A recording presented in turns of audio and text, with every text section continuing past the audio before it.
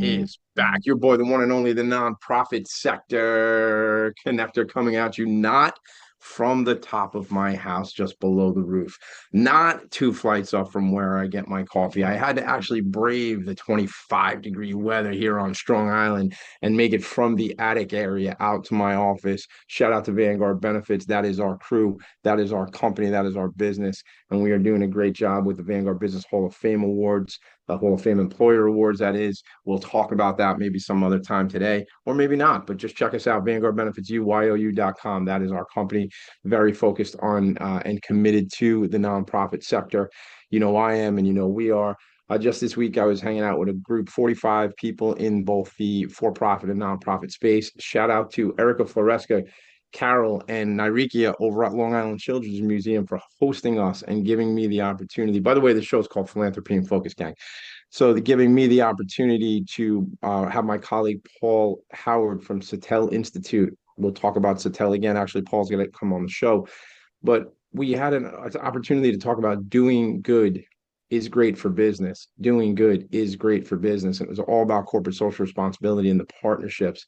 And when you get to play the nonprofit sector connector, not just on TV, not just on radio, not just on YouTube, but I am the nonprofit sector connector because two ways I know.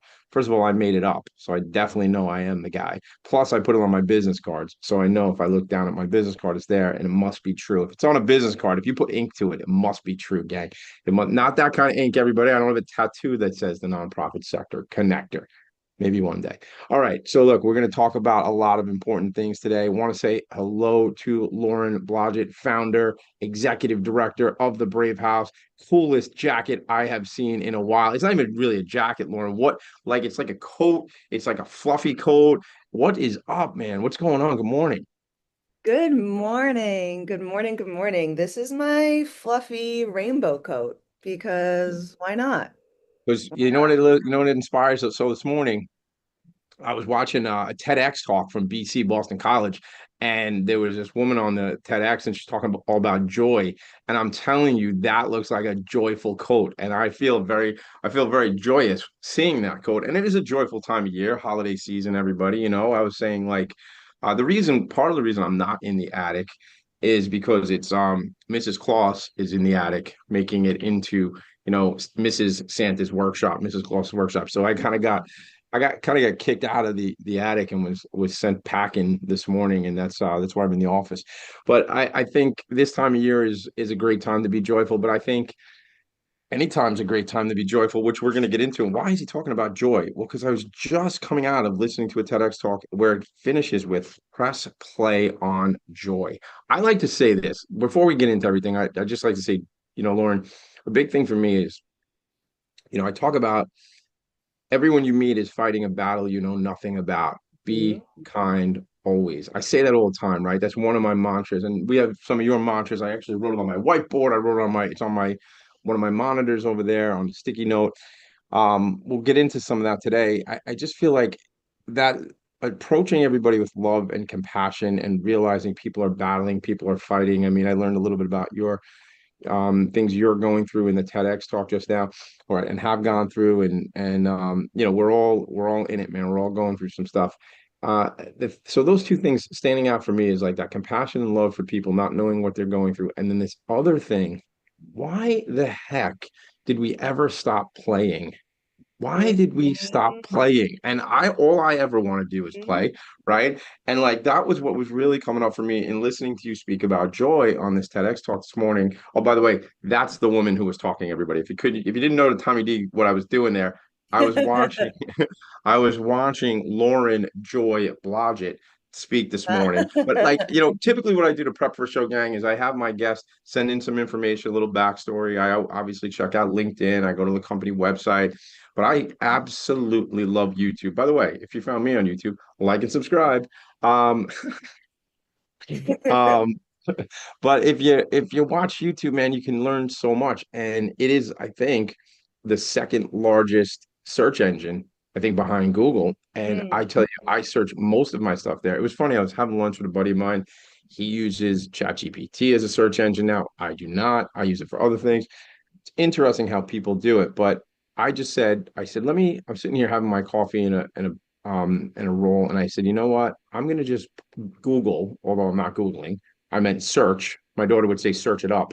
I was searching up Lauren Blodgett in YouTube or on YouTube, and that's the first thing that came up was this video. And I got, I have a minute. There's like 42 seconds. We had to do a live show, so the other 42 seconds I'll have to listen to at the end. But I've just there's so much access out there and opportunity to learn about people, and that's just I think where I'm going. Let's talk about this. We met originally twice through the New York City Imagine Awards. Right? So your team has been there a couple of years in a row. Gang, if you don't know New York City Imagine Awards, I don't know what you're doing. You're not paying attention on what we're up to out there, but go to NYC Imagine Awards, Google New York City Imagine Awards, or send me an email, Tommy D at Philanthropy and Focus, PHOCUS.com. I have about I'm halfway through reading the Long Island Imagine Awards applications. We meet next Tuesday to go through the Imagine Awards applications for Long Island. So I have some work to do this weekend to finish that up. So that's an exciting part of that process. So there's always something like a friend of mine says, Tommy D, do the Imagine Awards go on all year? Because I feel like you're always talking. Yes, they go on all absolutely. Wait till Ken Cherini gets his way and we go to the Westchester Imagine Awards. Here we come, Westchester. All right. Now, without further ado, that's all the ranting and the raving and the Tommy D stuff. Lauren, this show is all about you. It's about you, your background, the young girls and women that you're impacting, you and your team that are supporting. I want to hear your story. I always talk about, what was the Genesis story like? You were telling the story in this TEDx talk about you mentioned like people you one of your clients you were sitting waiting for a hearing and you guys made a whole comic strip or so what stood out for me there is like what is your Genesis story? We talk about like a lot like you hear the Hulk or Captain America or Wonder Woman like they all have these like what is the story, like how do we get to this organization called the Brave House? Take us down that. Absolutely. And Tommy, I love your energy. You're bringing the joy this morning. All I You got. really That's all I are. got, man. And I'm fighting. I'm a little under the weather, but I'm fighting a good fight, man. You got to play hurt sometimes, Wow. Lauren. You know playing hurt, right? We know from playing hurt. Well, I love that. And something that you were talking about with joy, something that's important to me to when we're thinking about joy is that it's actually an action, not a feeling. So you don't have to be feeling well today. You don't have to be, mentally or physically feeling well to still take joy inspired actions. And so whenever I'm thinking about joy, it's about doing the thing, even maybe especially when you don't feel like it. You know, And so little things like today I woke up feeling a little bit under the weather. Bam, I got my rainbow jacket. We're putting on a lip. We're gonna smile at people. Can you imagine New York City? We're gonna smile at people on the street. I might hold a door open for someone. It's mm, these micro moments of joy, actually. Like I do want to talk about the Brave House. we That's a will. big I thing that promise. we're We got doing, plenty. We'll but get there. We'll it's get there. I like promise. that's a macro. Micro is like telling the cashier, "Oh my God, I love your earrings," or just wishing someone in the elevator, "Hey, I hope you have a great day today." It's those micro moments Let me that give you one of my micros. Let me give you one of my micros because I grew up in the bar and restaurant business. It's actually how my wife and I met. My uncle owned a bar called Halligan's in Floral Park. He was a New York City fireman. And we met that way, right? But the thing about, so I know the service industry, right? From the time I was 12 years old, delivered newspapers, 13 years old, washing dishes in the deli, and then I started working in restaurants right after that, right? When you get good service, man, at a restaurant, it's great to give a good tip, of course. That's like par for the course. But when you get good service, gang, and you can ask to see the manager, and the manager comes over, and I promise you this, yes. 99 out of 100 times that manager gets called over, it's for a crappy reason, nothing good. They're like, hey, they come over, sir, how can I help you? Is everything okay? Hey, man, listen, I know you guys are slammed. I know you're in the weeds. I know you're busy. I just want to let you know that Jackie or Johnny or Susie crushed it. Absolutely crushed it. I couldn't even get halfway through my drink before they got me another fresh drink. There was extra napkins on the table. They were so thoughtful. They were so connected to what we were doing. They were so attentive. Gang, I'm telling you, I did this not too long ago at a restaurant here. I had some business associates that did it. And it's not just, this isn't just when it's not legit. I'm talking about when it's legit, when somebody has legitimately gone the extra mile and is primo. Yep. You changed somebody. I got an email, Lauren, from this waitress because I'd given her my card because she wanted to go back to school. Long story short, I build crazy rapport with people because I'm totally interested with people, right? So long story short, I do what I just did, the whole thing. The manager comes over. In fact, I've had a lunch at that restaurant. Now the manager knows who I am just because of that move, right? And that's not why I did it, but that's what happens. But then I got an email from the young woman. Thank you so much for what you did talking to my manager. And also, I'm taking your advice and I'm going to go back to school because that's really where my passion lies. That's not about me, everybody. And I'm telling you that to inspire you. Talk about micro moments of joy. Like, how can you impact another person? What is the ripple effect of that? What is the ripple effect of this young woman sends me an email that she's now maybe we see each other again, maybe we never see each other again. I don't know. It'd be cool if we did, but that's not the point. The point is what does she take from my behavior and then pay that forward? That'll pay it forward movie. It's That so didn't good. cost you any Jump in, money, Lauren. Jump right? in. That didn't cost you a dollar to say, hey, can No, I didn't grab some cost me anything. food here to Not at like all. that? All it took was, I guess, your time, which what did I add? Another I was minute? sitting there anyway. I was Right. sitting at the table. I was paying. We were paying a check. It was like not even a. It was nothing extra, but it's a absolute game changer. Game changer. And because I also know how difficult. Like I met a guy one time, and then we got to talk about you. But I met a guy one time. I used to be a salesman for ADP payroll services. I was very young. I'm like 25 years old, 26 years old. We go into Outback Steakhouse, and I meet this guy. Right, his name is Frank. Long story short, because it is a long story, I will make it short. I'd say you should come in for a job. He gets a job at ADP, crushed it.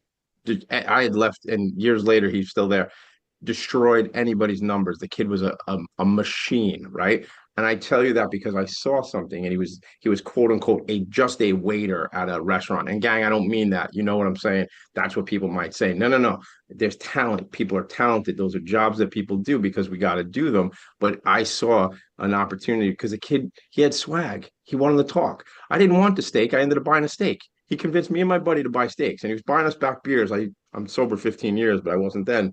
But he was buying us beers back at the table. The point of the matter is, it's all about the relationships. Lauren, talk to me about that stuff. I mean, this is you're empowering young women all the time in some of the work you're doing. Take it away. Absolutely. Um, so I want to talk about, you're talking about relationships. I want to talk about the work we do at the Brave House. We work with young immigrant women here in New York City. I also want to share about the importance of your team and relationships within your team. So a quick story I want to share with you because it's really relevant to this week. So this week at my office, we're doing something called Secret Agent Week. So we have a team, full-time staff of 5 right now. We also have like an army of volunteers and board and all that. But in terms of our full-time team, it's 5 of us. So Okay. for Secret Agent Week, at the beginning of the week, we all get a secret assignment. We get assigned someone else on the team. And the goal of the week is that the person that I was assigned, I need to take micro actions to make sure she has the best week she's ever had, but I want to not get caught. So Okay. Cool. I Cool. do Cool. it. Cool. Hold on. I'm having fun with this. So, like, look at me. I'm like 5. See, that's why I like playtime. So, all right. So it's like Secret Santa, except it's like you just make that person like have an awesome week For and the like whole just week. little things, but you can't So get caught. but don't get caught. So that's so like I will maybe put a smoothie on her desk because and I know what type of flavor she likes and I'll put it there, but I'll do it when no one else is around, or I'll leave a little note saying you're amazing, da da da da, da, and I'll put it there when she's not watching. Or maybe it's other things that are like I'm going to be really prepared to any meeting I have with her. I'm going to make her workflow easier that week. I'm going to put more attention Does onto everybody know? Hold on though. Does everybody like everyone's participating, but they don't know who their secret don't know agent is? who as who. So it's Got it. also All right. So it so also but so feels but very playful because we're all kind of suspicious of yeah, each yeah, other. yeah. We're like, Sneaking around. ooh, who do But you it have? also, it just elevates the culture for the week where like everything's grooving because like everybody's at it. Because so I'm being playful, right? Because I'm trying not to get caught and I'm trying to hook people up, right? Or an individual person up, Yes, and everybody's doing that. But also like my stuff must be whoever's hooking me up, my stuff yes, must be better, right? So I'm contagious. digging it. So I'm It's having a great contagious. week. Wow. I Yeah, think I came that's back so to my desk and there was a cup of coffee and my favorite chocolate bar on my desk. And I'm like, right. My this God. is I love amazing. it.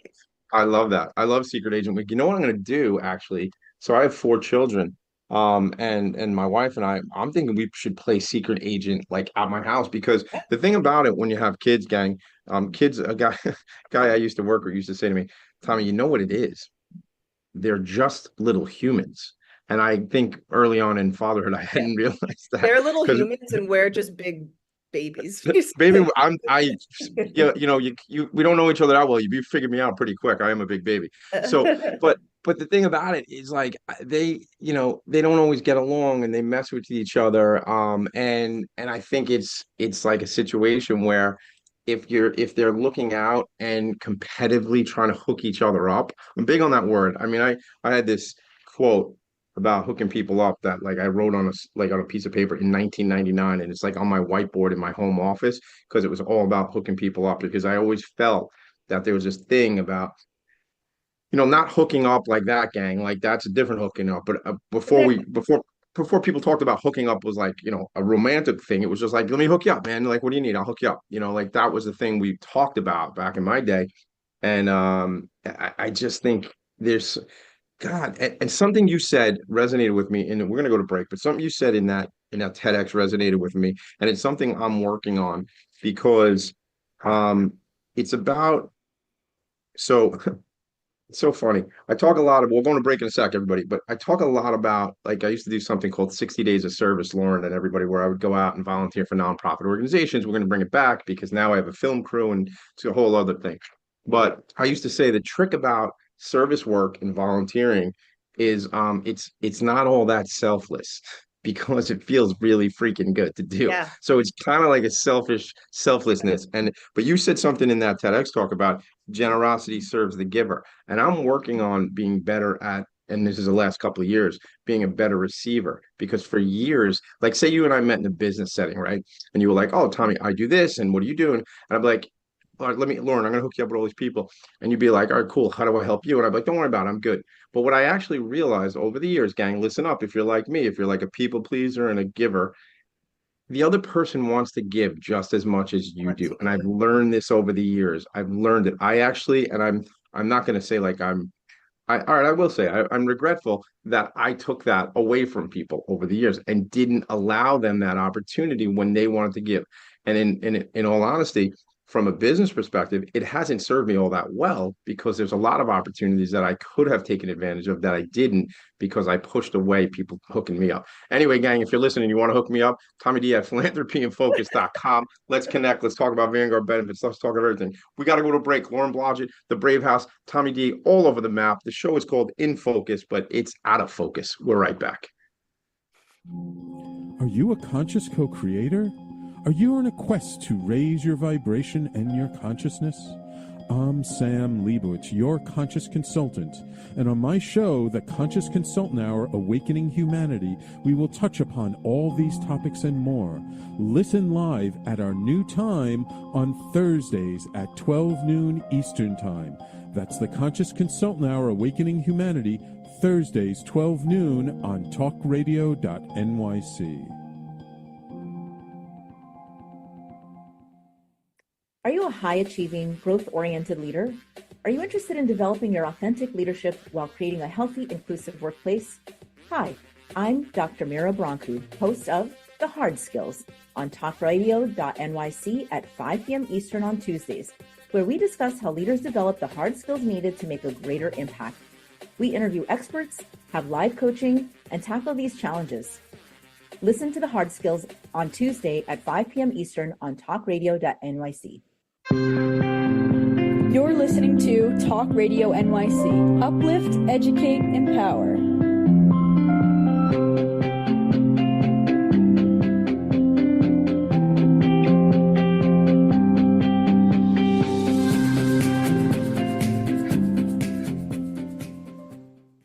Nonprofits need connections to move in good directions. So cut through all the static. Join Tommy in his attic. right. If you go there, I'm not going to be there. So don't show up at the attic, gang. I love how there's this one photo. Shout out to the website, everybody. The website is thebravehouse.com. If you're listen only mode, as they say, go to thebravehouse.com. I love the hearts. And there's like this one picture where the young girls Yeah. have like a heart and they're putting like half a heart in each of the two directions. I love that. I dig it. I dig it. It's funny. It's like it's so much fun to just like be silly, right? And I think like especially what you're talking about, like as you were talking about Secret Agent Week, right? I'm like going to myself, would that work here? So like I got an office, like I got my two business partners and we have two staffers, and then we have another team over here, and they probably like half a dozen, so maybe it's like a dozen of us here. I think it would work because like I think it would be fun here. And but it's a little bit silly and it's a little bit vulnerable, right? And like Yeah. men don't always get to play the same way, not Yeah. just straight up, right? Right or wrong. You know what I'm saying? I mean, speaking of silly, I came into the office yesterday. I opened up the door. I unlocked it because I thought I was the first person in the office that day, but everyone's being sneaky. I opened up That's the door. Someone on my team, I still don't know who it was, had come in and wrapped all of our desks in like Christmas wrapping paper. so you had to like unwrap your We had to desk to like get unwrap, like to get to my computer, like did you unwrap, oh like my take a gosh. bow off. Like it Did you was watch did you watch The Office? Yeah, yeah, Still and red, remember they white. like it would take like Dwight's stuff and like put Yeah, his phone and staple like in Jello and stuff like that. Like it's so delightful. If you do it, the trick also is to have a spreadsheet where everyone ahead of time puts what's their favorite AM beverage, favorite PM beverage, favorite snack, favorite color. So you're not guessing, you're like getting people things that you know that they like. You're not getting someone coffee if they really only drink tea, like that kind of so stuff. it's so funny. So I just accepted um an honor what it actually happens next year. And I want to tell everybody this is hysterical in the middle of a live show. I'm trying to Google the name of a cake. So like there's a campaign for the visionary campaign for Blood Cancer United, which used to be called Leukemia Lymphoma Society. As it turns out, this mission is very, very important to me personally. Coming into 26, gang, I'll share more why.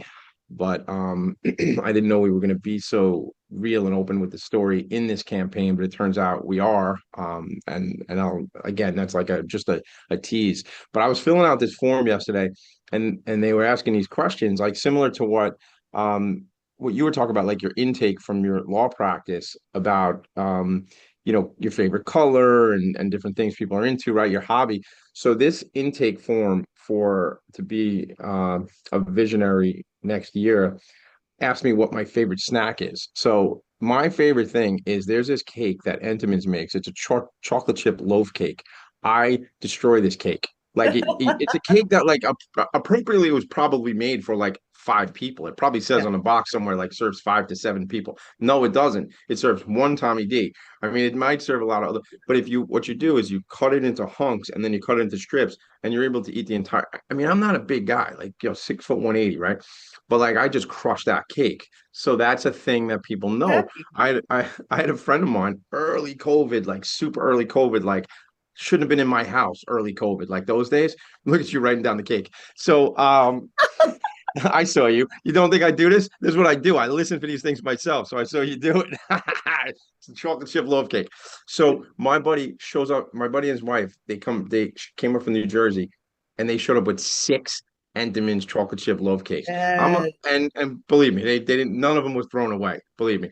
Anyway, so I love that because that little intake that you all do is like, how can I serve you over the next week? How can I make this? How often do you guys do that? Because this is the fun. I promise you, we're going to get into all the programs. We're not going to run out of time. We're going to tell all the stories. But I think this stuff is the culture of your organization, that joy. So how Well, often do you I do think secret? I believe the way you do anything is the way you do everything. So I'm not about building a nonprofit to serve folks that's rooted in joy and seeing people as a whole person if I'm not also implementing that with my internal team. That's the whole thing. That's the whole thing. I try not to talk too much about us on the show, meaning my company, because I feel like it's self-serving, but it is my show.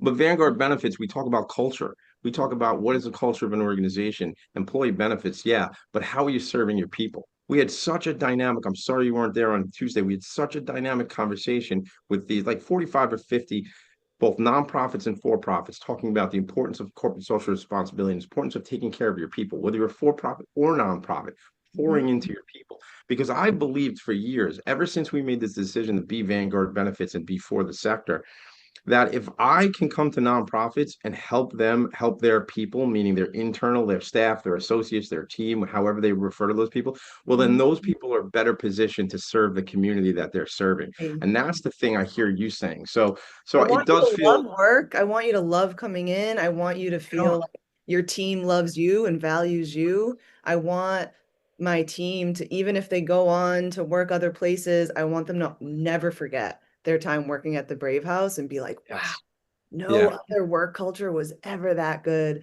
ever rock and that roll. fun. But even And what's that's good about it inspiring. though, and I love that, and I'd love for them to take that culture and Take implement it it. wherever they go too. That's what Like you I was, deserve. Yeah. And right, it's like like, we're all just building that. Like, why not?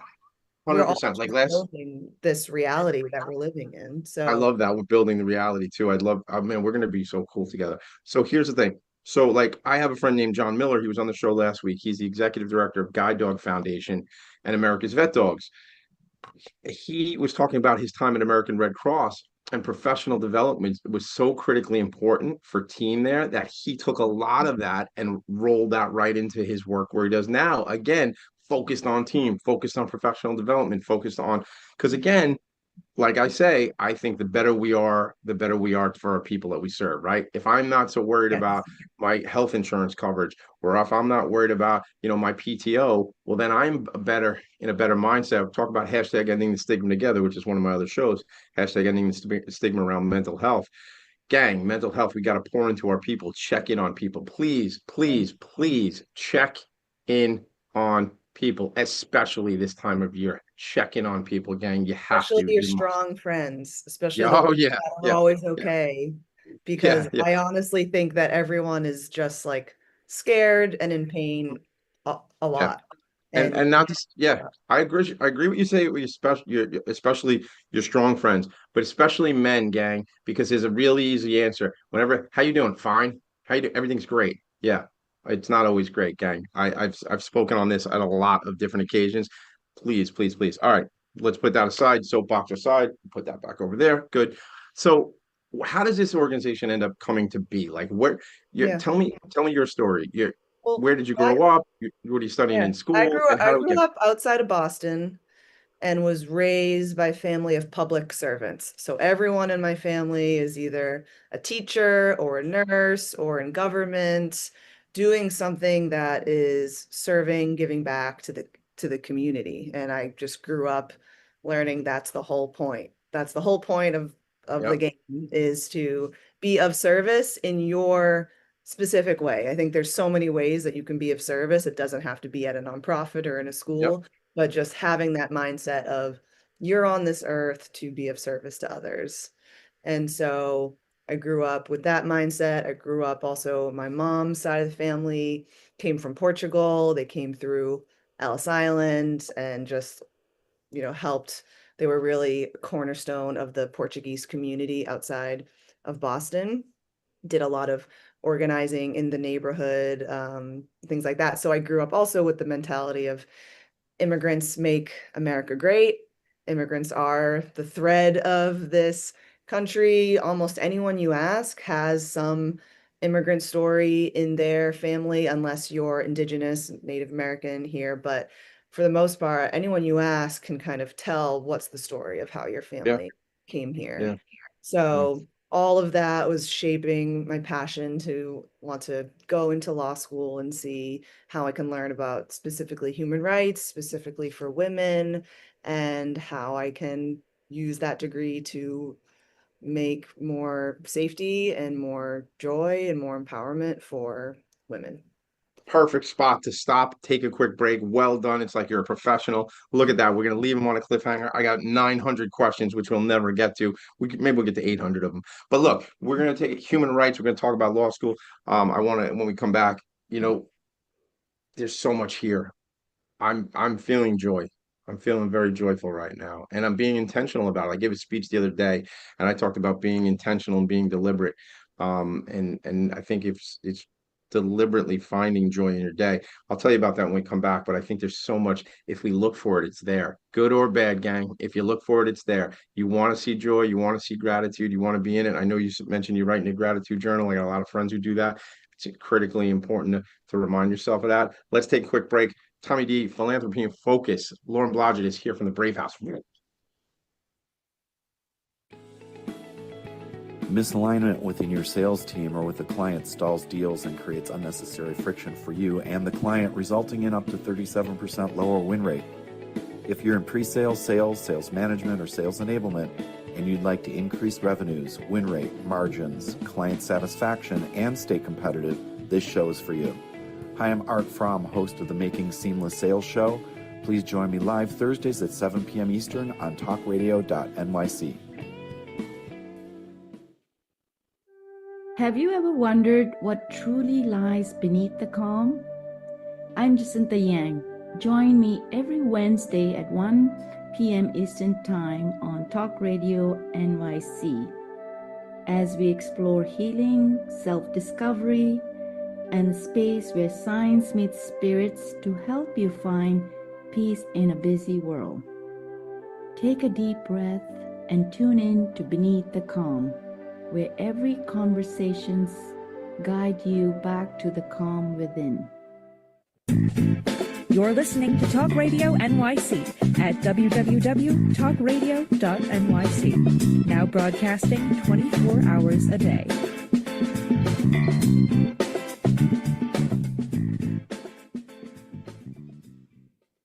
Nonprofits need connections to move in good directions. So cut through all the static.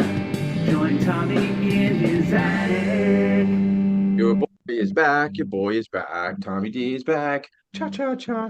All right. So here's the thing. So the website is thebravehouse.com. The executive director and founder is called Lauren Blodgett. I am called Tommy D, the nonprofit sector connector.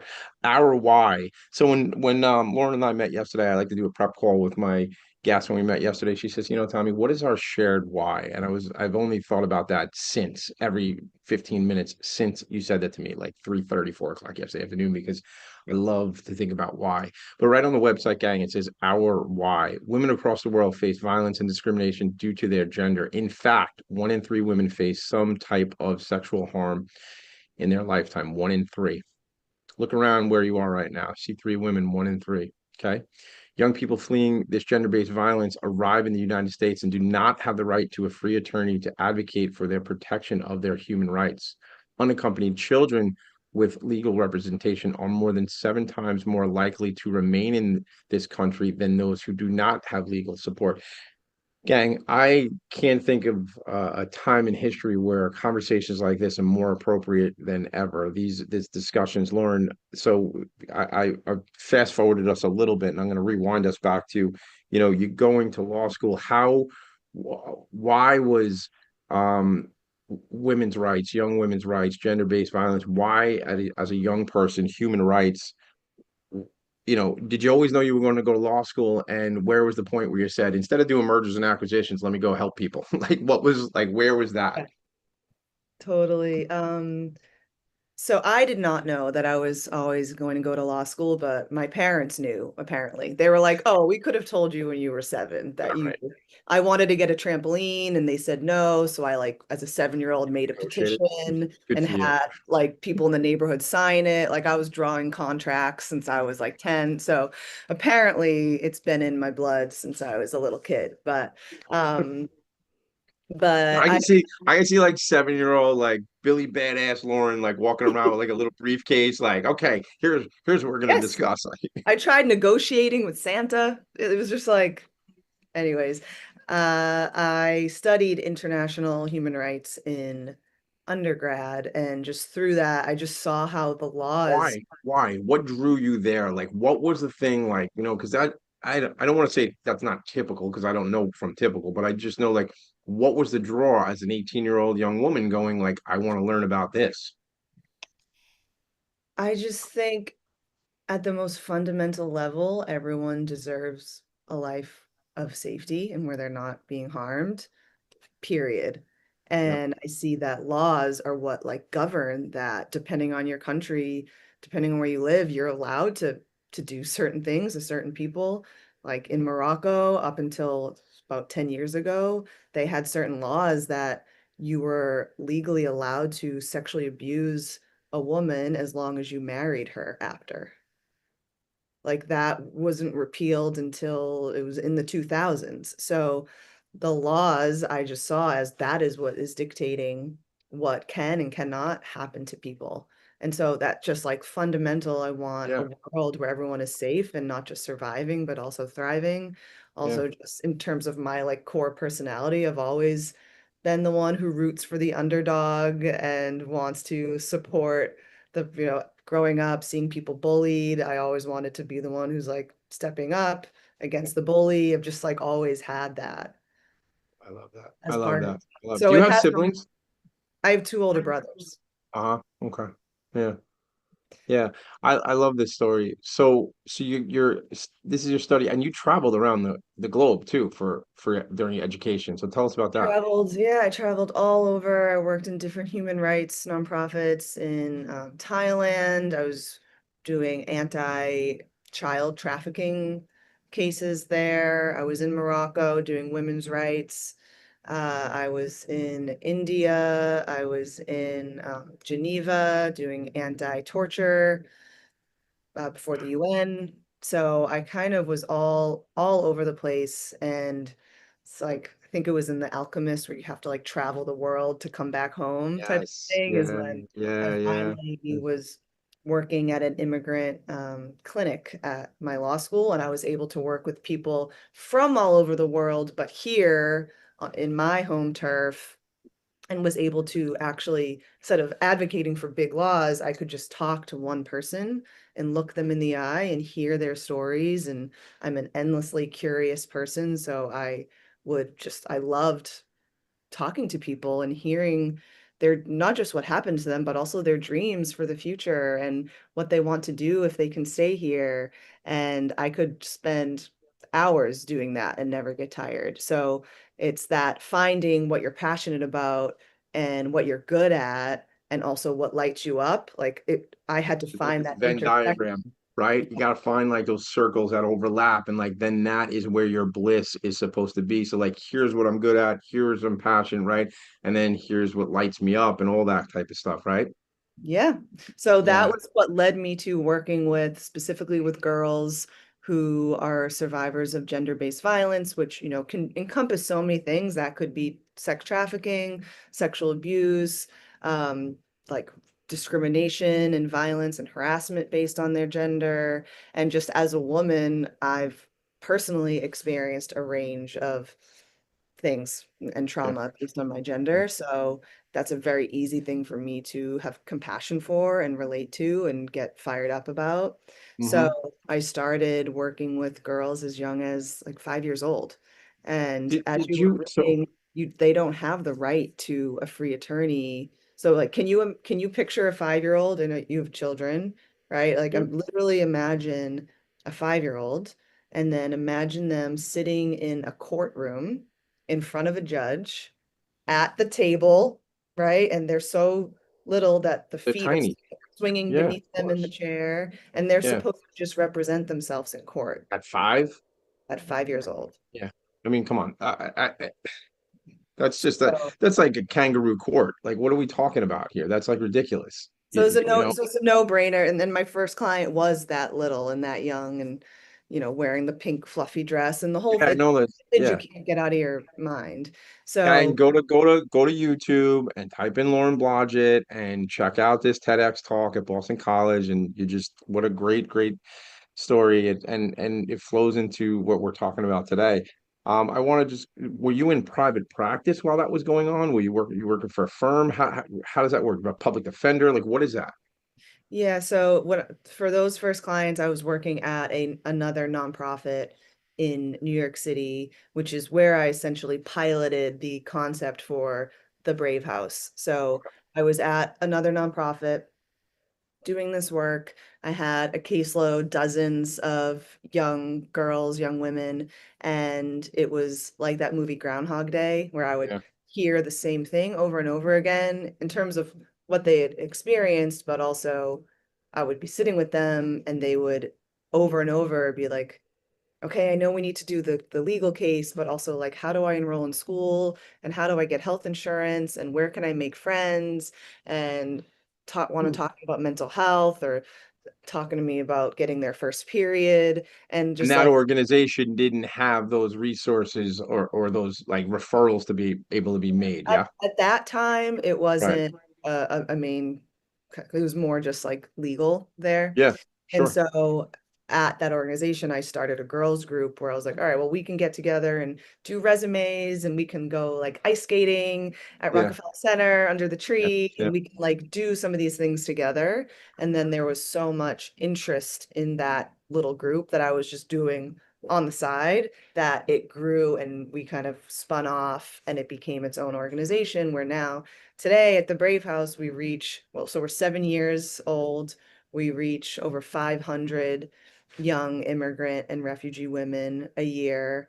And we do this blend of legal aid, since legal Mhm. is always at the cornerstone, but also we give free therapy and we do wellness events.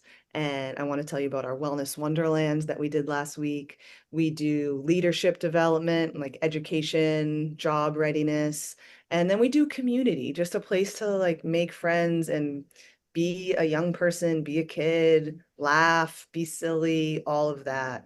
So it's really this one-stop shop model where you can come and we practice radical hospitality, which is this concept of like, oh, I'm so happy you're here. Not just like, okay, yeah, you can be here and like receive these services. It's like, no, like you're with the family, like we know you and we love you and And we you're miss you when you're not here, miss right? you. Yeah, like you are No. adding value to this Yeah, space. community. It reminds me a little bit of the model of the one of my clients called Venture House, which is a mental health organization, but they're a clubhouse setting where they're specifically short-staffed, meaning they don't have enough people that are on the payroll. So the members of the clubhouse with a serious and persistent mental illness are an integral part of the community. So like maybe somebody is in charge of the kitchen, maybe somebody, maybe somebody does some maintenance or whatever, but like the thing doesn't exist without the community, and that's how connected. It sounds very similar.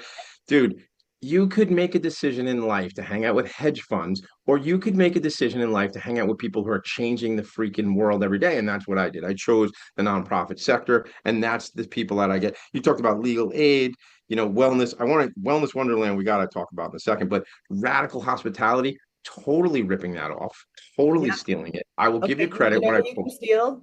we're gonna, Anytime I give remarks at the beginning, I say, okay, my name is Lauren. Blah, blah. I say, okay, before I jump in, we're going to take 7 seconds. You're going to turn to as many people around you as you can. And all you're going to say, nothing else, all you're going to say is, I'm so happy you're here. so happy Ready, you're here. go. And so I'm everyone's so, just like, I'm so happy you're here. what else? I'm so, The so happy. energy and wherever you are, the energy just elevates when that, because like it's because it's genuine and right, it's authentic. I'm happy. And now I just made a new friend. There's a stranger and now they're not. You know what I always say? Well, you don't know what I always say. Some people know what I always say. You know what a stranger is? It's a friend I haven't met yet. Like that's the thing. And that's We were so once strangers too. we were, you and I were, and now we're buds, man. We're gonna change the world together. You're already doing a great job changing the world. I'm just trying to shine a light on it, as I like to say. I want to hear, we gotta take a break. So we come back from break. I want to hear about Wellness Wonderland. I gotta just fire off some names. We gotta get you to meet Solace House. Okay. Solace House is an organization in Long Island City, Queens, and New Jersey. My friend Patrick McGowan founded the organization. We'll talk about this when you and I talk next week. But Dr. Nandini Collins is the CEO there, and it is a mental health agency that provides free mental health services. And they work with survivors who have lost somebody to suicide. They do this incredible walk from darkness into light. I've done the walk with them several times, like 4 o'clock in the morning. We go out to Long Island City and walk see the New York City skyline. I got to get you connected to Oh, them. that's Just made it. cool. It's we talk wellness. We'll talk mental health. All right, take a break. Told you one thing, Lauren Blodgett. I said we will run out of show before we run out of words. Told you it's happening. We are at that moment Called right it. now. The show is Philanthropy in Focus, and I am the one and only nonprofit sector connector. In Espanol, I say El Nino, the kid. We'll be right back. On Frank About Health, we're not just talking healthcare. We're managing disruption and innovation. Over the last 4 years, I've taken you from epilepsy and COVID to mental health, caregiving, and now the front lines of healthcare transformation. Stay tuned for a healthier future as we bring on the innovators, professionals, storytellers, and advocates who show you how to own your healthcare every Thursday at 5 p.m. Eastern Time on talkradio.nyc. Are you a purpose-driven individual looking for deeper healing, clarity, and growth? Welcome to the Expansion Room, a transformative space for purpose-driven individuals. I'm Siobhan Larice, host, licensed therapist, and coach. Join me every Wednesday at 5 p.m. Eastern Time on talkradio.nyc. You're listening to Talk Radio NYC at www.talkradio.nyc. Now broadcasting 24 hours a day.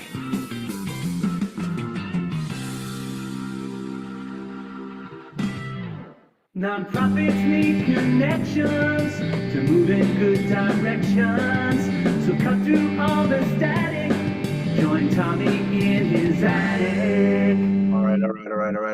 Okay, check it out. Check it out. I sound a little bit like Matthew McConaughey. By the way, Matthew McConaughey read me the book. He read me his book, Green Lights. I mean, well, he was reading it to me. I listened to it on Audible. I thought it was just him and I. He may have read it to you all as well. Great book, Green Lights. Nothing better than when. So I said, when I said, all right, it sounded a little bit like McConaughey. Here's the thing. I am silly. Uh, here's the thing. This is the lightning round. This is like when we run out of time and when we got to make sure we get everything in before we go off to the next thing we have in our day. Lauren Blodgett, what is upcoming? So services wise, legal advocacy, mental health services, leadership, community, we talked about that. Tell me what else you need us to know and tell us what's upcoming and how we can help. Something that I want you to know is that it's all connected. So we do these things, but they all impact each other. We have a 99% success rate in our legal cases. And I believe that it is because we are doing things holistically. So that example that you were mentioning from the TEDx talk, where we're in the waiting room before we go into the big asylum hearing with this 7-year-old, the choice could have been to just sit there and wait in silence, but instead we were drawing, we were making comics, we were making up little songs about a pig that has wings and can fly. And so it's like the more fun you're having, the more you're taking care of your mental health, the more you're connecting with other people. All of these are going to impact your legal case. And when you're winning your legal case, that's going to impact your ability to get a job and enroll in school. And that's going to impact your mental health, which is, it's all Circle. It's a big circle. Yeah, it's a big circle. And you talk about gratitude, and there's so much to be said for, in our, whether it be our mental health or our physical health for that matter, gratitude and joy. And you mentioned it in your TEDx talk, but gratitude and joy are like literally can decrease inflammation in the body. Gang, if your stress is an absolute killer, okay, that's not from a clinical guy. I'm not telling you that because I went to med school, because I didn't. Well, in case I didn't. I know it because I'm 47 years old. I'm a human being and I've been around, and I know how bad stress could be for us, and I know what it does to us. So the alternative or the antithesis, I guess, to that would be, you talk about this wellness wonderland, which I want to get into a minute here, but we talk about how do we take better care of ourselves? That whole thing that's cliche, you put the oxygen mask on first. You know why it's cliche? Because it's real. Self-care is not selfish. It is not selfish. It's actually because you can't, and I'm speaking to me, not you all. This is not a lecture. I'm actually talking to the guy that's speaking at the same time, because we got to take care of ourselves. And when you talk about the community that you're creating there, Lauren, and have created, of course, someone's outcomes from a legal perspective are better because their mindset is better. They're comfortable. They're calmer. they can approach this better, right? I mean, I don't know this from you telling me that, but that's from me being around for a little while, right or wrong. Correct. Correct. And then there's trust there too, because there's so many organizations in New York City. You don't know who to trust, who actually has your best interest at heart, who gets you, who understands you. So Yeah. I don't take that trust lightly. It's something that Mhm. has to be earned. Yeah. And that's part of it for us. Yeah, and especially these young people are coming to you in a ridiculously vulnerable, challenging, traumatic scenario. They need support. They need love. They need that. They need to be propped up, right? It's just, I mean, the one story on your TEDx talk we keep going back to, but I mean, this girl came here as unaccompanied minor. I mean, I can't even imagine. Like, I sometimes like, you know. I don't, it's not so much anymore, but when I was younger, when my kids were younger and I had all four of my kids with me, I was like, dude, this is scary, man. And I'm an adult. Yeah. And I was like, I got like all these kids. Like I couldn't imagine being a child and not like someone Yeah, around I looking. mean, there are some 8-year-olds who might have trouble making their own breakfast, but we have 8-year-olds here that we work with that literally crossed the border and traveled through multiple countries, went through extreme abuse and trauma just to get here, and now they're fighting a legal case on their own, and they're going from shelter to shelter, and they're 8 versus like an 8-year-old who is That's wild. make That's their own like, breakfast. So yeah, I mean, that's crazy town. Like that's it's like, what? they have to You know? grow up really fast. But a word that is spoken a lot in these spaces is vicarious trauma. So, oh, people ask, oh, working with those kids and these young people, isn't it so hard and traumatic? And like, it's like, yes, of course, That's what right. they're going through is extremely traumatic and it's hard to hear. But the flip side of vicarious trauma is vicarious resilience. So I love that. seeing their resilience, seeing them come through the other side, seeing them grow, like that's the gift that I have is I've known some of these young people now for almost a decade. And so I'm Yeah. seeing them grow and go on to college and accomplishing their dreams and setting their own dreams for themselves. That's not what I think they should do. It's seeing what That's they want and then their thing. championing them Yeah. through that.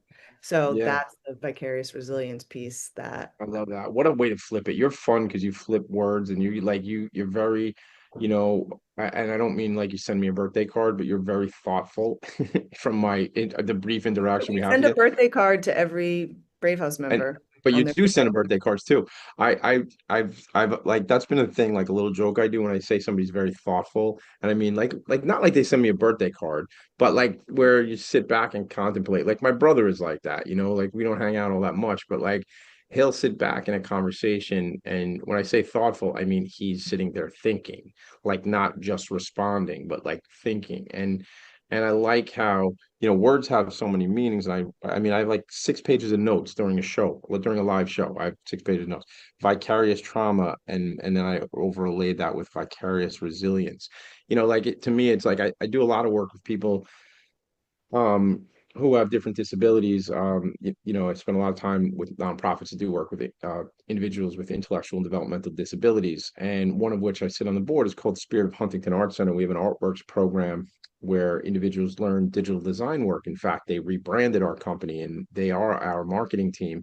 So our marketing team is made up of neurodiverse individuals, which, as somebody who has ADHD, and learned about my own creativity and my own challenges, later in life. I completely love to be able to say that the folks that do our work, social media and otherwise, are neurodiverse individuals. I bring that up just to say, like, words have meanings, and your piece about resilience there just stands out to me because we all can be inspired by witnessing like I don't have a lot of patience when people say I can't do that. Really? You can't do what? Like, what are you talking about? Look at what these young people are doing, like Mhm. in these crazy now, maybe I'm a little tough on people, but I'm also trying to raise 4 kids. So maybe I'm a little toughy, but yeah, let's go. Where's Grit? Where's Carol Duckworth with Grit? Like, where are we talking about? Right? Like, let's go, man. Like, Well, and the other, like you have challenges. Like I yeah, talk a lot about joy, but it's not that I only seen joy. Like I have a lot of struggle in my life. I have two sure. chronic illnesses that Yeah. I live with. And it's Yeah. like, yes, and it's that's Yeah. there. And And I love that. also all You this. know, that yes and I love, and there's that comes a little bit from improv. I don't know if you've done improv, but have you? Or you're Oh, just okay, yeah. because it's like that guy we knew and that like in improv, and I'm gonna start get folks. I want to start doing improv. There's actually a place in Forest Hills I want to start You going to. should. I'm going to. I'm going to do it. We're going to do. We're running out of time. My whole life is improv, to be honest with you, Lauren. But that yes and thing is like that opener, and it's like cool. Yeah, yeah. I got that problem. Like yeah, cool. I got the ADHD, and I do awesome stuff in the world, right? Like that's cool. And I Oh, see my therapist, and all that kind of stuff. Lauren. Let's leave them with this. Tell me about. We're out of time, but tell me about the Wellness Wonderland, and then tell me goodbye. okay. So Wellness Wonderland is an event we do multiple times a year where I want you to picture like a farmer's market, how that's set up, but it's all wellness offerings. So it's all free for our members. So it's free massages, acupuncture, nail painting, essential oils, astrology, tea, tarot, and members come in and they get to go around from station to station, try things out. We have a whole art corner where we do vision boards and collages, and it's just an opportunity to explore different wellness practices that are separate from traditional therapy. Yeah. And also like be brave and try acupuncture for the first time. Try new things. So that we did that last week and it was a lot of fun. I love that. I love that. I want to keep in touch. Obviously, we're going to keep in touch, but I want to keep up to date with what's going on so we can tell stories. I got a lot of ideas going into 26, how I could do little vignettes of my friends and what they're up to. Yes, what are you going to say? Please sign up for our newsletter. It's on the bottom of our website. We don't receive any government funding. We're all crowdsourced. We're grassroots. So the more folks who can join us and champion our mission, the better. So please do that and stay in touch and we'll be friends. And that's right on the website. The website is thebravehouse.com. You'll see it down the bottom. Put in your email address, the whole thing, Tommy D, and then we go there. All right, that is the end of the program. Look, Lauren, I'm so jazzed I met you. Congratulations on all the success. Shout out to you and your team. I'm fired up that we're friends now. I'm gonna see but by the way, these are two rocks that were on my desk. I just saw I had them imagine like I the love it. like John Lennon. I just happened. Yeah. I don't know why I felt like bringing those up right now, but there it is. Imagine, gang. Imagine a world where everybody's looking out for each other. This is I love the flag. I see it. I see it. Listen, gang. This has been another In Focus production. Make it a great day. I love you all. Bye now. Thank you. Bye. Nonprofits need connections to move in good directions. So cut through all the static. Join Tommy in his attic.